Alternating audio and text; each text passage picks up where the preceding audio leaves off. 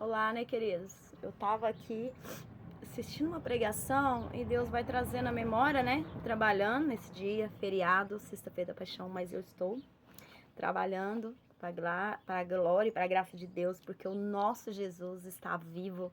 Ele ressuscitou. Preciso dar essa notícia para vocês, né? E eu tava aqui assistindo uma pregação sobre um pastor da África, né? Infelizmente, vocês podem deixar sua opinião aqui também. Eu vou respeitar. E quero saber se você acredita ou não nesses relatos que eu conto nos meus vídeos e esse que eu vou estar contando agora. Certa vez, os meus filhos eram pequenos. A minha primeira casa, porque eu sempre morava de favor com um parente, né? A minha primeira casa de aluguel era no fundo de duas mulheres que era do mesmo sexo, mas que elas tinham vida de casada, as duas. E dava lá sexta-feira, elas começavam, elas ficavam bem a semana toda. E na sexta-feira, elas começavam a beber, acho que se drogavam também. E começavam a fazer barulho, muito barulho, barulho mesmo. A ponto de eu ouvir geladeira, né? A gente sabe que a força espiritual do mal, a pessoa pode ser isso aqui, ó, um palitinho. A pessoa cria força. E acho que ela pegava a geladeira pelo fio. Porque da maneira que a geladeira voava no quintal, não fazia sentido. Ali, eu não me recordo se é antes ou se é depois. Eu ia fazer oração lá dentro de casa, que eu passava na frente da casa delas, e eu sempre via, né? Uma ia trabalhar, que era um homem, a outra ficava em casa de pijama o dia todo, deitada, vendo televisão, né? E eu comecei a orar, né? Pra minha vida, pra Deus, sim, proteger minha família. Hoje eu sou intercessora, intercedo por almas, mas nessa época eu não era ainda. Acho que eu não era intercessora, então eu orava para minha casa, para minha família, né, os meus filhos. E certa vez eu orando, não me recordo se era de madrugada, é muito tempo isso, se era pela manhã ou se era pela tarde. Eu comecei a ouvir pegadas no meu quintal. E desde pequena eu sempre, assim, fui muito sensitiva. Eu sempre tive o ouvido bem apurado para ouvir coisas espirituais. Os meus olhos sempre viu coisas que o meu próprio entendimento fala, gente, isso nem parece verdade, porque é tão surreal, mas temos que acreditar que como o bem existe, gente, o mal também existe, o mundo espiritual também existe. E eu começava a ver aquelas pegadas. Eu tinha mato na frente da casa, e se eu não me engano, no quintal de trás. E eu falava, meu Deus. Primeiro eu pensava, é ladrão. Tem alguém querendo entrar aqui em casa. E eu começava a orar. E eu acendia a luz, ia no quintal, que é como eu me cobria muito de oração, então a gente sabe em quem a gente tem crido. Então, medo assim eu não ficava, não. Eu tinha mais medo de pensar que se fosse ladrão. Se fosse coisa espiritual, eu falava, não, ainda bem que é espiritual. Aí eu acendi a luz e olhei lá fora. E não vi nada. No outro dia, eu ia orar a mesma coisa. Isso se repetiu, ó, por meses. E no outro dia eu acordava, gente, o espiritual era tão forte que o dono da minha casa tinha um probleminha. Tanto que ele tava aqui na BR de bicicleta, o caminhão passou em cima da cabeça dele, né? E faleceu na hora. E ele tinha um problema de cabeça, a mulher dele também tinha, o filho dele também tem. Porque eles estão vivos até hoje, a mulher dele. Ele já faleceu, né? Como eu falei pra vocês, essa fatalidade. E ele não se sentia bem em casa, porque tinha problema mental. A mulher tinha e o filho tinha. Então, o único lugar que tinha paz é ir pra dentro do meu banheiro, porque eu ainda não morava lá. Mas aí, por causa do espiritual tá tão forte, meu banheiro é de fora de casa. Tinha certa vez eu fui abrir a porta, eu chegando da casa da minha mãe, eu assustei, gente. Ele tava lá, sentado no vaso, usando o meu banheiro. Eu comecei a xingar, porque naquele momento eu não entendi que era espiritual. Eu falava assim, você é louco? Essa aqui é a minha casa, eu tenho filho pequeno, o que você tá fazendo aqui, usando o meu banheiro? E eu acho que não era o número 2, gente. E ele lá, como se fosse na casa dele. E ele falou assim, não, porque a casa é minha e eu tô acostumada a vir aqui no banheiro. Eu falei assim, não, a casa é sua, antes de você alugar. Enquanto eu alugo, se tem um contrato no meu nome, essa casa é minha. Então eu não aceito, não admito que você venha pra cá. Tanto que por um tempo, né, tanto que ele parou. Por quê? Mesmo sabendo que aquilo era espiritual, né, gente? Quem em sã consciência vai, por exemplo, você tem uma casa de aluguel. Aí eu tô com dor de barriga. Você vai lá e chama a dona da casa e fala, vou usar o banheiro? Nem me impede, não? Você já chega em casa. Geralmente, gente, tem que ficar atento também, que os donos de as imobiliárias, os locatários, eles têm uma terceira copa de chave. Por isso que eu sempre pergunto, tem mais chave? Se eu puder, quando eu mudo, eu troco o tambor, né? Porque já aconteceu do dono da minha outra casa me falar que tinha terceira chave, que eu perdi a chave, né? Na verdade, eu falei que perdi para ele me entregar a segunda ou terceira chave, porque eu não achava legal. E certa vez a minha mãe foi alugar uma casa, mas a minha prima, de imobiliária. Chegou lá, gente, tinha roupa no varal, tinha moradores na casa. Então, ele não é diferente. Ele tinha a chave do meu portão. Então, imagina se chegar em casa, a pessoa falar, eu tinha a chave e tá usando o seu banheiro. Aquilo ali, a pessoa é maluca, mas tem algo espiritual também. E quando eu ouvi esses barulhos, né, voltando aqui pro nosso vídeo, para não fugir do foco, é apenas para vocês entenderem melhor, quando eu ouvi esse barulho, eu falava assim, não vou olhar hoje não, mas amanhã eu olho. E eu olhava, gente, não tinha vestígio de nada, o mato nem era tão alto, tão grande seu barulho. E certa vez, o meu filho, aí essa mulher todo fim de semana, dava sexta-feira, gente, eu contava, segunda, quarta, quinta. Sexta, eu já sabia que não ia ter paz, ia virar briga. Aí na segunda-feira, no mesmo dia, eu escutava lá, uma beijando a outra, deve que tava toda ensanguentada, pedindo desculpa, já tava bem.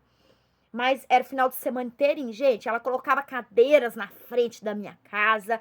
Eu tinha que tibrar ela, né? Essas cadeiras, para poder passar, para entrar dentro da minha casa. Tão espiritual que é. Nem respeito tinha, gente. Até na frente do meu portão, ela colocava cadeiras com bebida, som. Gente, eu não conheço o inferno, mas ele deve ser parecido com essa vida que eu vivi lá, né? Um dos fatos, um dos pontos. E o meu filho um dia brincando no meio do quintal. Isso já acho que ia dar umas 5 horas da tarde. E eles lá, né? A criança brincando. Meus 2 filhos brincavam muito. Eles sempre foram muito amigos, né? Falava, Mary pra lá, Yoro pra cá. Mesma hora ele falou, mamãe. Eu falei, o que foi? Ele falou assim, mãe, tem uma faca aqui no quintal.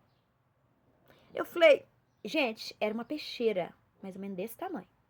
Que a gente usa em churrasco. Eu falei assim, gente, não só essa faca. E nisso eles falavam assim, a gente tava brincando aqui no quintal e essa faca caiu aqui. Olha o livramento, gente, do espiritual. Então, o que tava com essas mulheres, questão dessas brigaiadas, do relacionamento delas, o espiritual tava vindo também pra minha casa. Como eu era intercessora, né, da minha família. E eu pensei, meu Deus, eu falei com a minha mãe, se essa faca tivesse acertado nas crianças, mãe, tivesse acertado nos meninos, e eu comecei a passar até mal. E nisso ela perguntou se eu tinha achado uma faca. Eu falei, toma cuidado, meus filhos brincam aqui. E ela sempre queria passar pano quente, explicar porque que aquela faca tava ali. Acho que elas pensavam, gente, que eu era surda. Porque a maioria das mulheres, quando briga, aí elas pegam uma sacola e saem. No outro dia, elas querem chegar como se tivesse acontecido nada. Ai, vou visitar minha mãe. Todo mundo ouviu, gente, aquele bafafá. Não adianta dizer que não houve nada. E nisso, gente, o outro dia foi a mesma coisa, uma coisa, uma coisa. E certa vez eu tava orando.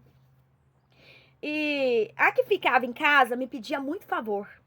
Olha, se você ficar com a chave da minha casa, você pega as compras pra mim?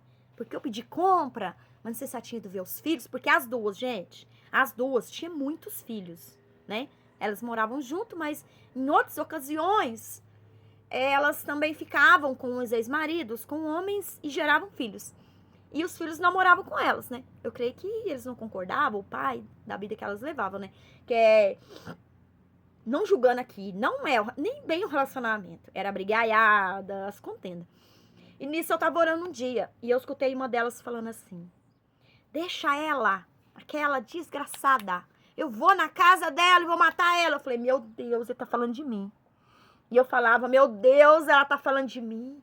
E ela vai entrar aqui. E o diabo tentava pôr na minha mente, ela vai entrar aqui com faca. Ela vai te matar. Ela vai destrinchar você, seus filhos. Eu falava, tem misericórdia de mim, Senhor. E começava a clamar. E eu colocava o som mais baixo, clamando baixinho. Pensava assim, se eu ficar quieta, elas vão pensar que eu não tô em casa. E eu falava com os meninos, punha eles pra dormir 6, 7 horas da noite. Punha televisão bem baixa. Por quê? Eu tava orando, mas ali, como eu falei, eu sabia em quem eu cria. Eu levantava, eu ia lá fora quando eu via esses passos. Mas nesse dia, gente, eu fiquei com medo.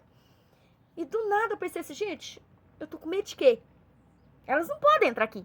E começava a orar pra Deus blindar as portas, o portão. Gente, eu devo ter morado 4 meses no quintal delas.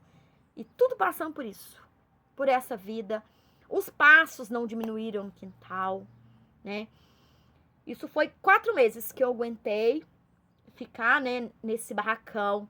Tanto que o negócio era tão espiritual que deu uma chuva de granizo na cidade. O meu telhado, gente, só de soprar ele era goteirento. Um telhado fraquinho. E eu lavei roupa naquele dia.